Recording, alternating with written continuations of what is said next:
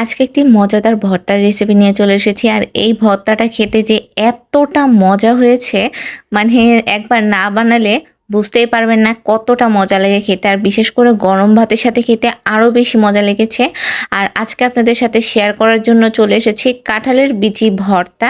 আর এইভাবে কাঁঠালের বিচি ভর্তা করলে সবাই চেটেপুটে খেয়ে নিবে, এতটা মজা হয়। তাহলে চলুন ভর্তাটা তৈরি করে নিই। এর জন্য এখানে হচ্ছে প্রথমে কাঁঠালের বিচি নিয়ে নিয়েছি। আর হচ্ছে কাঁঠালের বিচিটাকে মানে প্রথমে ভেজে নিব। আর কোনো ছেলাও লাগবে না, ধোয়াও লাগবে না, একদম ঝামেলা ছাড়া খুবই শর্টকাটে কাঁঠালের বিচি ভর্তা করে দেখাবো। আর এর জন্য এই তো প্রথমে হচ্ছে তাওয়াতে কাঁঠালের বিচিগুলো দিয়ে দিলাম। আর এখানে তাও ১ বাটির মতন হবে, ছোট বাটির ১ বাটির মতন কাঁঠালের বিচি নিয়ে নিয়েছি। তারপরেই তো ভাজা শেষে এখন হচ্ছে একটু চামিচ দিয়ে দেখছিলাম যে সিদ্ধ হয়েছে নাকি। তারপরেই তো দেখলাম সিদ্ধ হয়ে গিয়েছে, আর একদম লো আঁচে ভাজতে হবে। আর তারপরে এই তো এখানে হচ্ছে আবার কাঁচামরিচ নিয়ে নিয়েছি ৪-৫ টা, তারপরে একটা বড় সাইজের পেঁয়াজ আর ৪-৫ কোয়া রসুন নিয়ে নিয়েছি। এখন এগুলো একটু তেলের উপরে ভেজে নিব। আর এখানে অল্প সামান্য তেল দিয়ে দিয়েছি। এখন তেলের উপরে সবগুলো ভালো করে ভেজে নিব। আর হালকা একটু বাদামি কালার হলেই মানে বেরেস্তার মতন করে ভেজে তারপরে এই তো তুলে নিচ্ছি এখন। আর এইভাবে মানে ভর্তাটা করলে খুবই মজা হয় পেঁয়াজটা ভেজে। আর তারপরে এই তো এখানে হচ্ছে কাঁঠালের বিচির খোসাগুলো আলাদা করে নিয়ে নিয়েছি।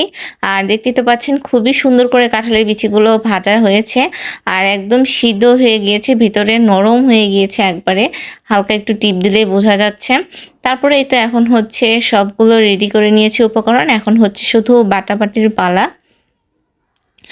আর শিলপাটা নিয়ে নিয়েছি, আপনারা চাইলে হচ্ছে ব্লেন্ডারেও বাটতে পারেন, কিন্তু শিলপাটার মানে বেটে ভর্তা করলে সব কিছুই মজা লাগে। আর অন্য রকমেরই একটা ইয়া লাগে খেতে। তারপরে এই তো এখন হচ্ছে সব মানে কাঁঠালের বিচিগুলো বেটে নিচ্ছি। আর কাঁঠালের কুচিগুলো বেটে নেওয়ার পরে এখন হচ্ছে পেঁয়াজ, রসুন আর লবণ দিয়ে দিয়েছি 1/2 চা চামচের মতন, আর সাথে শুকনা মরিচও দিয়ে দিয়েছি। এখন এগুলো সব একসাথে বেটে নিব। আর ঝালটা আপনাদের প্রয়োজন অনুযায়ী দিবেন। তারপরেই তো সবগুলো একটু মিহি করে বেটে নেওয়া শেষে এখন ২ চামচের মতন সরিষার তেল দিয়ে দিচ্ছি। এখানে আমি ভর্তাটা একটু বেশিই করছি, এর জন্য ২ চামচ সরিষার তেল দিয়েছি। প্রথমে আগে সরিষার তেলের সাথে পেঁয়াজ রসুনগুলো আগেই মাখিয়ে নিচ্ছি ভালো করে। তারপরে এই তো হচ্ছে বেটে রাখা সেই কাঁঠালের বিচিগুলো দিয়ে দিচ্ছি। আর এখানে মনে হচ্ছে অনেক ঝরঝরে কাঁঠালের বিচিগুলো, কিন্তু না, মাখানোর পরে একদম আঠালো হয়ে যাবে। তারপরে এই তো এখন ভালো করে পেঁয়াজ রসুন এগুলোর সাথে কাঁঠালের বিচিটাকে ভালো করে মাখিয়ে নিচ্ছি।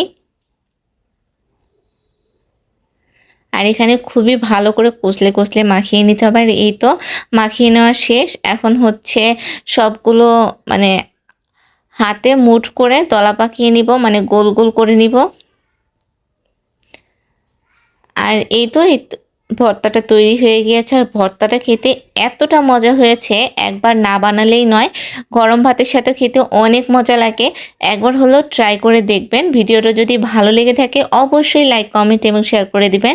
সবাই ভালো থাকবেন, সুস্থ থাকবেন। আল্লাহ হাফেজ বন্ধুরা।